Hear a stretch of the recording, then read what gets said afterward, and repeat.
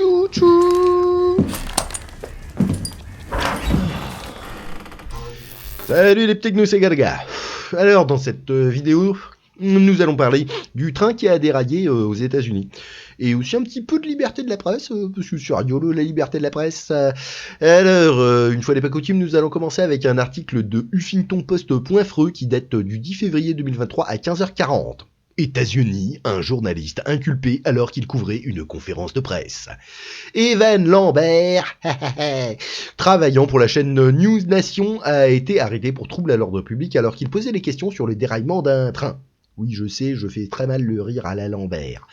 International, le journaliste américain Evan Lambert a été arrêté mercredi 8 février dans le gymnase d'une école primaire. Oui, parce que s'il avait été arrêté dans le gymnase d'une école primaire, on aurait pu comprendre. À East Palestine, dans l'Ohio, le gouverneur de l'État, Mick Devine, y donnait une conférence de presse sur le déraillement d'un train survenu une semaine plus tôt. Poussé au sol, puis menotté, comme vous pouvez le voir sur la vidéo en tête de cet article, on n'en a pas vu. L'homme a été conduit à la prison du comté de Columbiana pour trouble à l'ordre public. Rien que ça. Dans l'Ohio, ce type de comportement est passible d'une amende de $150. Un accident dont on sait peu de choses. Evan Lambert couvrait l'incident survenu le 4 février dans ce même état, blablabla. On va pas se faire ça parce qu'on va y revenir. À la fin de sa conférence de presse, le gouverneur Devine a déclaré qu'il n'avait pas autorisé l'arrestation et que les journalistes avaient tout à fait le droit de faire des reportages lors des prises de parole publiques. Ah bah ouais, quand même, ils ont le droit. Si quelqu'un était empêché de faire cela, ou si on lui disait qu'il ne pouvait pas le faire, c'était faux, a-t-il ajouté à News Nation avant de présenter ses excuses à Evan Lambert. Ah bah ouais. Après 5 heures de garde à vue, Evan Lambert a pu rentrer chez lui. 5 heures. Bah attends, le mec à la fin de la conférence de presse, il fait non mais c'est pas normal et il le garde quand même 5 heures les mecs. Alors à moins que la conférence de presse ait duré 5 heures, je comprends pas. Bon, ok, bah c'était bien rigolo, mais on va passer au vif du sujet avec un article de zerohedge.com qui date du mardi 14 février 2023 à 11h44 par Tiller Durden. Mise à jour 13h. Lors d'une conférence de presse, le NTSB, je sais pas ce que c'est, a fait référence à une vidéo de Salem, Ohio, à environ 20 000 de l'est de la Palestine, qui montre des étincelles et des flammes émises sous le train. Le problème structurel apparent du train a été capturé par une caméra de sécurité alors qu'il traversait Salem. Ah ben, ça se trouve, c'était des sorcières, elles ont jeté un sort. Selon Michael Graham, le membre du conseil d'administration du NTSB, je ne sais toujours pas ce que c'est, 2 vidéos qu'ils avaient obtenues indiquaient des problèmes mécaniques attribués aux essieux des wagons qui ont probablement conduit au déraillement. La deuxième vidéo, obtenue au moment où le train traversait Salem, a été enregistrée par une usine de traitement à proximité d'un détecteur de hotbox qui scanne la température des essieux au passage des trains. Selon Graham, la lecture du détecteur de défaut en bordure de voie a déclenché une alarme alertant l'équipage d'un problème mécanique peu de temps avant le déraillement dans l'est de la Palestine. Par conséquent, cette alerte a contraint le train à exécuter un freinage d'urgence qui aurait pu être donc à l'origine du déraillement. Actuellement, le NTSB examine les données des trains et les enregistrements audio afin d'examiner la cause du déraillement et quel détecteur de hotbox a indiqué une erreur mécanique précédant l'accident. Le NTSB devrait publier un rapport préliminaire sur ses conclusions dans les 30 jours. 30 jours de préliminaire, hein, quand même. Il faut attaquer un moment. Alors que le gouvernement américain distribue des millions de dollars de ressources pour traiter les ballons comme une crise existentielle, ils sont partout, dans les villes, dans les campagnes, les Chinois. Une petite ville de l'Ohio se retrouve engloutie dans ce qui ressemble en réalité à l'apocalypse.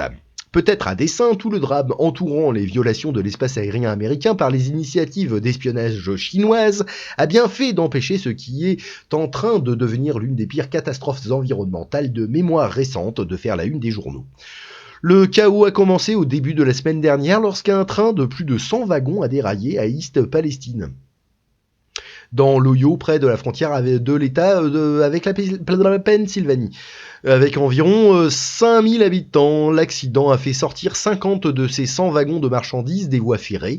20 des wagons de marchandises du train transportaient des matières dangereuses, dont 10 ont déraillé. Bien que l'accident n'ait fait aucun mort, sur ces 10 voitures, 5 contenaient du chlorure de vinyle sous pression, un gaz cancérigène hautement inflammable. Afin de faire face au scénario volatile autour du site de l'incident, l'agence de gestion des urgences de l'Ohio a exécuté son plan d'évacuation du gaz toxique avec une combustion contrôlée afin d'éviter une explosion incontrôlée qui présentait le risque de dommages catastrophiques. Mais que fait la FEMA? Ils sont pas censés gérer ce genre de truc? Pour être rigolo que je fasse une vidéo sur la FEMA un jour. Sur son histoire, c'est très intéressant. Au cours des... Ça y est, il est parti. Au cours des 2 dernières heures, un changement radical de température s'est produit dans un wagon. Il existe maintenant un risque de défaillance catastrophique d'un pétrolier qui pourrait provoquer une explosion avec le potentiel d'éclat d'obus mortels voyageant jusqu'à 1 000. Bah paye ton shrapnel, a déclaré le gouverneur. Mick Devine a mis en garde dans un communiqué expliquant la décision de prendre des mesures pour éviter une dévastation généralisée.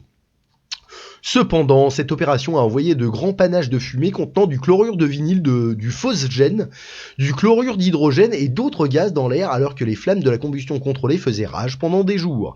Le phosgène en particulier est un gaz hautement toxique qui peut provoquer des vomissements et des problèmes respiratoires. La toxicité du gaz phosgène est si puissante qu'il a déjà été utilisé comme arme chimique pendant la Première Guerre mondiale. Sympa. Les produits chimiques dangereux en suspension dans l'air ont incité les autorités à émettre des ordres d'évacuation obligatoires et de mise à l'abri sur place dans un rayon d'1 mille de l'endroit où le train a déraillé.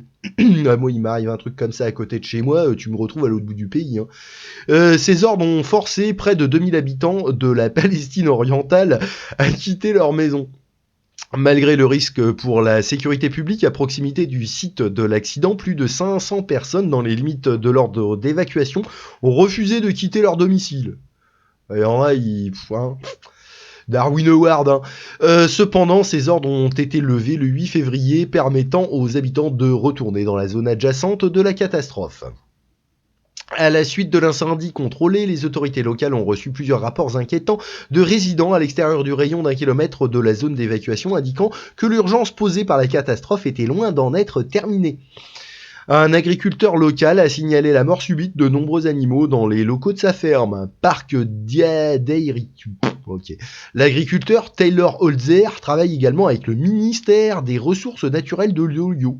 À l'Ohio, ils ont carrément un ministère, eh ben dis donc, en tant que gardien de renards enregistrés. Et ils enregistrent des renards, eh ben dis donc, ça les occupe. À la suite du déversement d'agents chimiques dans l'air par le brûlage contrôlé, de nombreux renards de la ferme de Holzer ont subi des effets mortels en raison de la qualité de l'air entourant la zone. Sorti de nulle part, un renard a juste commencé à tousser très fort, il s'est juste éteint. Ça commence comme une fable de La Fontaine, ça. A rappelé Holzer au média local WKBN 27 News, ce n'est pas ainsi qu'un renard devrait agir. Il est très faible, mou.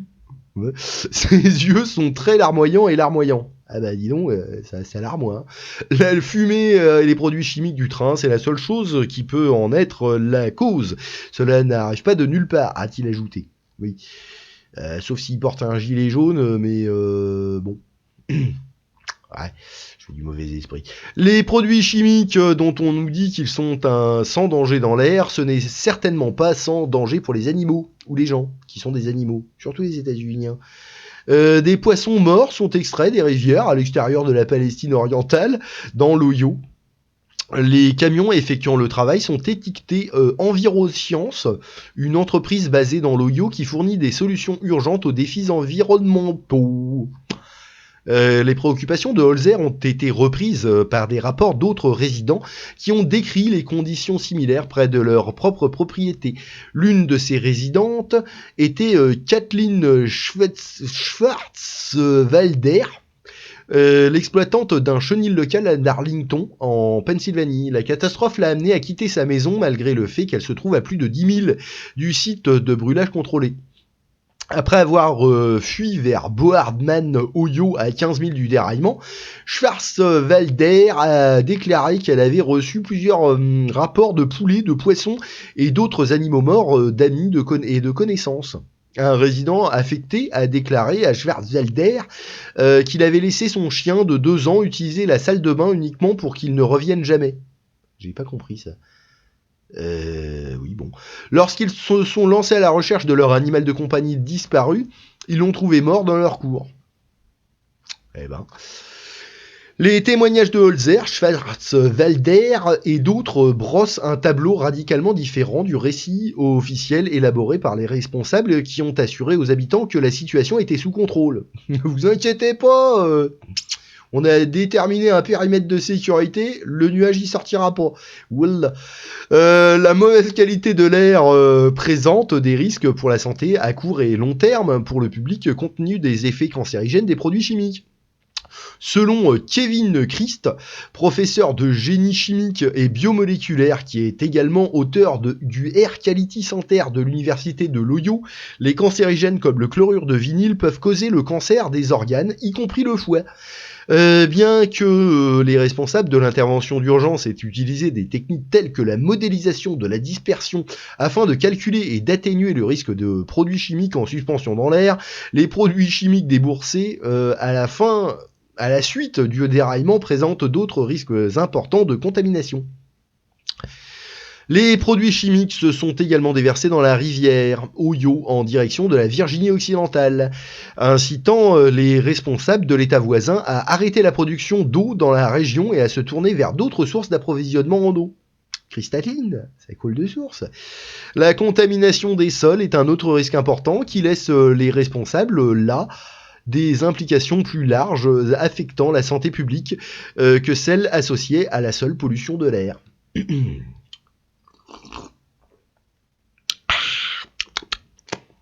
Cependant, l'ampleur de ces risques n'a apparemment pas été reconnue par les dirigeants des différents États touchés par la catastrophe. Selon le gouverneur de Pennsylvanie, Josh Shapiro, il n'y avait aucune inquiétude concernant la qualité de l'air et de l'eau dans la région. Néanmoins, couille en plus, le gouverneur a réitéré qu'un ordre d'abri sur place restait en vigueur pour les Pennsylvaniens à moins de 2000 de la Palestine orientale.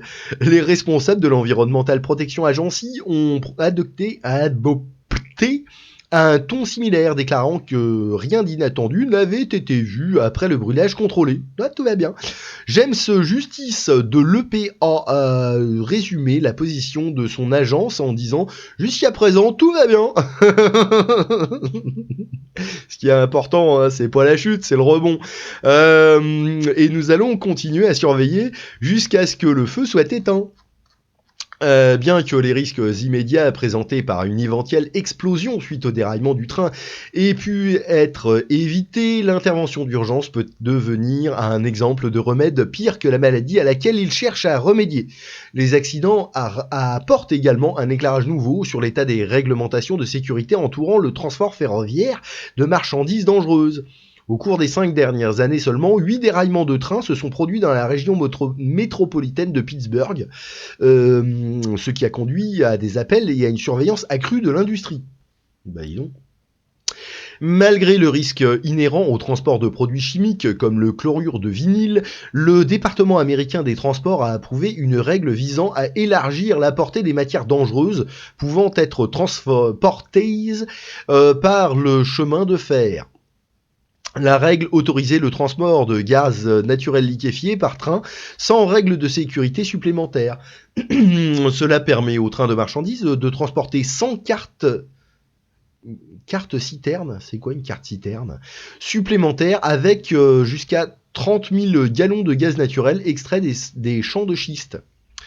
Les risques de rejet catastrophique de gaz naturel liquéfié dans les accidents sont trop importants pour ne pas avoir de contrôle opérationnel en place avant que de gros blocs de wagons-citernes et de trains-blocs ne prolifèrent, a écrit le National Transportation Safety Board dans un commentaire en faveur de la règle proposée. En réponse à ce commentaire, les critiques de la règle ont souligné comment une explosion potentielle de seulement 22 cartes de réservoirs remplis de gaz naturel liquéfié contient la même quantité d'énergie explosive que la bombe atomique larguée sur Hiroshima dans les derniers jours de la Seconde Guerre mondiale. Rassurant, hein. La crise est en cours dans l'est de la Palestine, représente une catastrophe environnementale et humanitaire qui n'a pas été vue aux États-Unis de mémoire récente. Les scènes de la Palestine orientale semblent tout droit sorties d'un film d'horreur illustrant l'hiver nucléaire. Malgré cela, l'ampleur de cette histoire a apparemment été effacée de la vue du public, alors que les médias nationaux continuent de faire la une des journaux sensationnalistes sur des questions qui semblent anodines en comparaison. C'est un exemple de réécriture de l'histoire en temps réel, créant un précédent qui permettrait aux victimes d'autres dévastations généralisées d'être balayées sous le tapis.